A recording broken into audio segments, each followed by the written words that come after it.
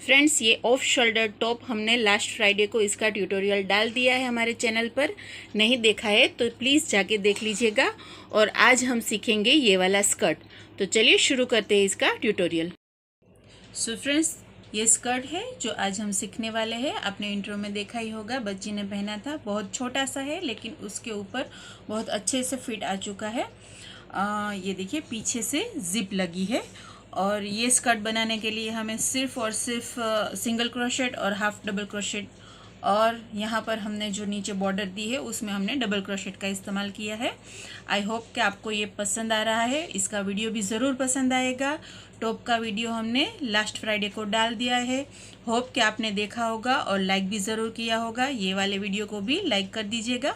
चलिए शुरू करते हैं इसका ट्यूटोरियल। सो फ्रेंड्स, यहाँ पर स्कर्ट बनाने के लिए मैंने सेम धागा इस्तेमाल किया है, कैबलियन, और ये 9 नंबर ऑफ हुक इस्तेमाल कर रही हूँ जो कि हमने टॉप बनाते समय किया था। आप अगर चाहे तो कलर भी मैंने सेम ही इस्तेमाल किया है। अगर आप चाहे तो कॉन्ट्रास्ट में भी इसे बना सकते हैं, यानी टॉप अलग रंग का और स्कर्ट अलग रंग का। चलिए फिर शुरू करते हैं। शुरू करने के लिए हमें पहले एक स्लिप नॉट लगानी है और फिर चेन बनानी है। तो यहाँ पर हमें स्कर्ट की जितनी लंबाई रखनी है उस हिसाब से हमें उतने इंच लंबी चेन बनानी है। तो यहाँ पर क्योंकि मैंने आपको पहले ही बताया था कि मैं 2.5 साल की बच्ची के लिए बना रही हूँ, तो उसका जो पेंसिल स्कर्ट की लेंथ मुझे चाहिए वो है 13 इंच। तो यहाँ पर मैं 13 इंच की लेंथ मिलेगी तब तक मैं चेन बनाऊँगी। तो 13 इंच तक बनाते हैं, फिर मिलते हैं। सो फ्रेंड्स, यहाँ पर मैंने टोटल 64 चेन बनाई, तब मुझे ये देखिए एग्जैक्ट 13 इंच मिल चुकी है मेरी लेंथ। तो अब हम आगे बुनाई कैसे करेंगे, ये देखिए। अब हम एक चेन बनाएंगे हमारे यान को ऊपर लाने के लिए, और फिर एक चेन को छोड़कर नेक्स्ट चेन में हम एक सिंगल क्रोशेट बनाएंगे इस तरीके से। फिर उसकी नेक्स्ट वाली चेन में हम एक सिंगल क्रोशेट बनाएंगे। फिर उसकी नेक्स्ट वाली चेन में हम एक सिंगल क्रोशेट बनाएंगे। और क्योंकि यहाँ पर मैंने 64 यानी कि 64 चेन्स बनाए हैं, तो मैं 20 स्टिचेस तक सिंगल क्रोशेट बनाऊंगी। उसके बाद आपसे मिलती हूँ। तो ये 20 सिंगल क्रोशेट बनाने के बाद हमारे पास और 44 चेन्स बची हुई है, क्योंकि हमने टोटल 64 चेन्स बनाई थी। आपकी अगर लेंथ में कुछ ज़्यादा या कम है तो हो सकता है कि आपको चेन के नंबर्स में वेरिएशन मिले। तो आपको क्या करना है कि आपको हमारा जो कमर और जो बेली पार्ट होता है उतना नाप लेना है। उस वाले हिस्से में हम सिंगल क्रोशेट से बुनाई करेंगे, ठीक है। ये छोटी बच्ची के लिए है, इसलिए मैंने इतना सा उसका जो बेली एरिया होता है उसके पोर्शन में मैं यहाँ पर ये बेसिकली ये लेंथ आएगी। इस तरीके से हम लेंथ आगे बुनते जाएंगे। ये बॉटम टू टॉप या टॉप टू बॉटम बुनाई नहीं होगी, ये side by side length to length ही आगे बढ़ेगा। तो आपको जो बेली एरिया है वो आपको जितना रखना है आपके फिगर के अनुसार, उतने में आपको सिंगल क्रोशेट की बुनाई करनी है, और बाकी के स्टिचेस में आपको हाफ डबल क्रोशेट बनाने हैं। तो यहाँ पर मैं 20 चेन्स में सिंगल क्रोशेट की बुनाई करने के बाद बाकी की 44 स्टिचेस में हाफ डबल क्रोशेट बुनूंगी। हाफ डबल क्रोशेट आपको पता ही होगा कि हम एक बार बल लेते हैं, यानी कि यार्न ओवर करते हैं, फिर धागा लेते हैं और फिर यार्न ओवर करके तीनों लूप्स में से एक साथ निकाल लेते हैं। उसे हाफ डबल क्रोशेट बोलते हैं। तो इस तरीके से बाकी की 44 चेन्स में हम हाफ डबल क्रोशेट बनाकर फिर मिलते हैं। 20 सिंगल क्रोशेट और 44 हाफ डबल क्रोशेट बनाने के बाद हमारी ये फर्स्ट रो फिनिश होती है। अब सेकंड रो के लिए हमें यहाँ पर एक और 2 चेन्स लेनी है, क्योंकि हमें हाफ डबल क्रोशेट के ऊपर हाफ डबल क्रोशेट की रो बनानी है। तो यहाँ पर हम क्या करेंगे, यहाँ पर हमारे पास 44 हाफ डबल क्रोशेट्स है। तो 44 हाफ डबल क्रोशेट के ऊपर हम 44 हाफ डबल क्रोशेट बुनेंगे, और जैसे ही हमारे सिंगल क्रोशेट शुरू होंगे तो उसके ऊपर हम सिंगल क्रोशेट बुनेंगे। लेकिन ध्यान सिर्फ यही रखना है कि बैक लूप में ही बुनाई करनी है। ये देखिए, ये हमारी चेन हमें दिख रही है, उसका जो पीछे का लूप है, बैक लूप, उसमें हमें हमारे हुक को डालना है। ये देखिए, पहले यार्न ओवर करेंगे, फिर बैक लूप में हुक को डालेंगे और वहाँ पर हम हाफ डबल क्रोशेट बुनेंगे इस तरीके से। फिर से नेक्स्ट स्टिच में हम बैक लूप में हमारे हुक को डालेंगे और हाफ डबल क्रोशेट बुनेंगे। तो इस तरीके से हम सारे हाफ डबल क्रोशेट के ऊपर हाफ डबल क्रोशेट और सिंगल क्रोशेट के ऊपर सिंगल क्रोशेट की बुनाई करके ये रो फिनिश करेंगे।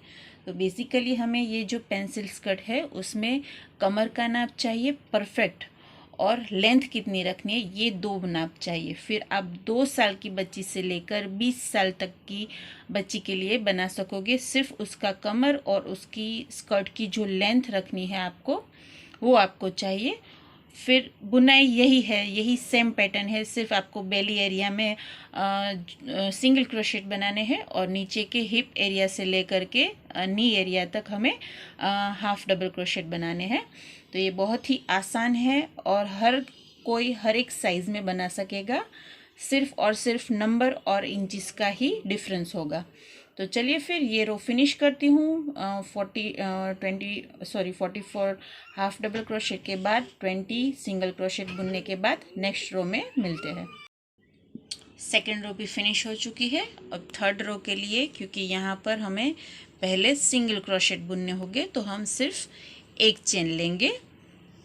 जहाँ से हमें हाफ डबल क्रोशेट की यहाँ हम थर्ड रो फिनिश करेंगे यहाँ पर, तो उसके बाद इसे घुमाकर हम हाफ डबल क्रोशेट की बुनाई करना शुरू करेंगे।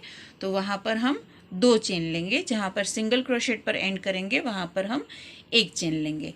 तो एक चेन लेने के बाद हमें जो हमारे सिंगल क्रोशेट है उसके भी बैक लूप में ही काम करना है। अगेन ये देखिए, जो हमारा ये देखिए ये बैक लूप है, उसमें हमें सिंगल क्रोशेट बनाना है।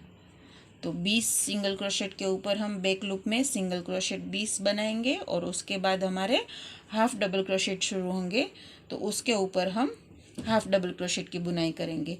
तो इसी तरीके से बस ये 1 रो रिपीट पैटर्न है। हमें हमारी कमर के नाप के अनुसार, ये देखिए यह इसकी लंबाई है और हमें हमारी कमर के नाप के अनुसार इसकी चौड़ाई चाहिए। तो मुझे यहाँ पर 16 इंच चाहिए। तो मैं 16 इंच तक नहीं बुनूंगी, क्योंकि मैं थोड़ी सी बुनाई करके, मतलब कंप्लीट बुनाई करने के बाद जब आपसे मिलूंगी तो मैं आपको बताऊंगी कि क्यों मुझे पूरा 16 इंच नहीं बुनना है। तो चलिए ये थोड़ी सी बुनाई करने के बाद फिर मिलते हैं। सो फ्रेंड्स, ये देखिए मैंने थोड़ी सी बुनाई, थोड़ी सी नहीं, यहाँ पर मैंने कंप्लीट बुनाई कर ली है। अगर हम ऊपर इसे नापे तो ये देखिए, आप देख ही सकते हैं, ये 11 इंच तक मैंने बुनाई की है कमर के एरिया की। ठीक है, अब देखिएगा आप, अगर हम इसे इस तरीके से स्ट्रेच करते हुए आगे बढ़ेंगे तो ये देखिए, ये 17 इंच तक पहुंच रहा है। मुझे चाहिए था 16 इंच सिर्फ।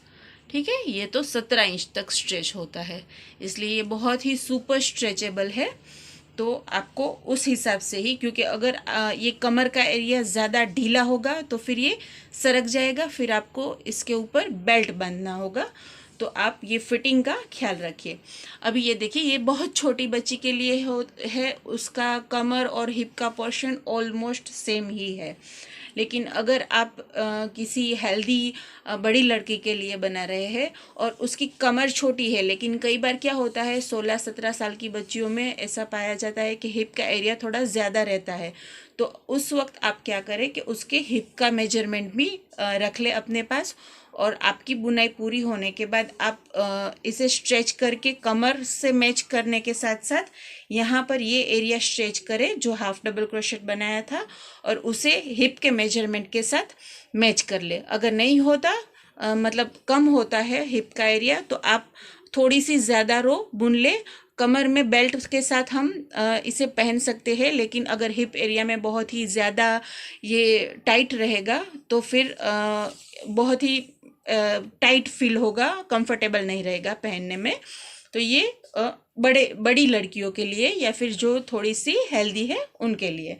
ठीक है, तो अभी देखिए ये हमें मिल चुका है जितनी हमें बुनाई करनी थी। अब हम क्या करेंगे, ये देखिए यहाँ पर मैंने थोड़ा सा ज़्यादा धागा छोड़ के रखा है क्योंकि मैं इसे सुई में पुरोकर, ये देखिए यहाँ से हम स्टिच टू स्टिच मैच करते हुए हाथ सिलाई से इसे यहाँ तक पैक कर लेंगे। ठीक है। और फिर जो इतना एरिया है देखिए, सिंगल क्रोशेट से 1 इंच नीचे तक का जो हमारा ये हाफ डबल क्रोशेट वाला एरिया अंदाजे से ही मैं करूँगी, उतने एरिया में हम जिप अटैच करेंगे।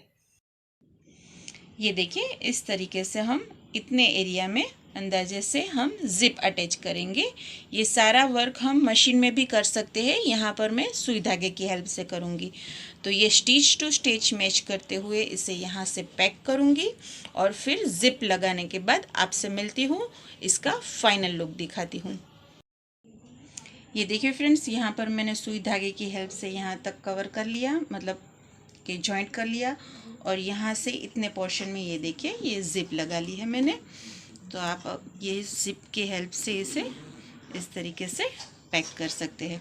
ये देखिए ये कुछ इस तरीके से दिखेगा। बहुत ही छोटा सा लग रहा है क्योंकि छोटी बच्ची के लिए है, लेकिन ये देखिए बहुत ही ज़्यादा स्ट्रेच होता है ये, और ये इसका फिटिंग बहुत ही ज़्यादा अच्छा लग रहा है।